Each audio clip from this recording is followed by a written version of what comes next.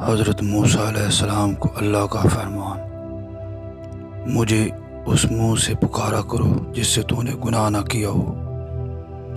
اللہ نے حضرت موسیٰ سے فرمایا، اے موسیٰ، مراد مانگتے وقت اس منہ سے مانگ جس سے تو نے گناہ نہ کیا ہو۔ موسیٰ نے عرض کیا، الہی میرا منہ تو ایسا نہیں ہے۔ اللہ نے فرمایا، پھر دوسرے کے منہ سے مانگ، کیونکہ دوسرے کے منہ سے تو نے کوئی گناہ نہیں کیا۔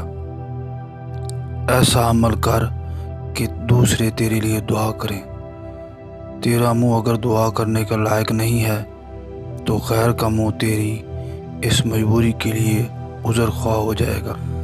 اگر اپنے منہ سے دعا کرنی ہے تو منہ اور روح کو پاک کر لینا چاہیے۔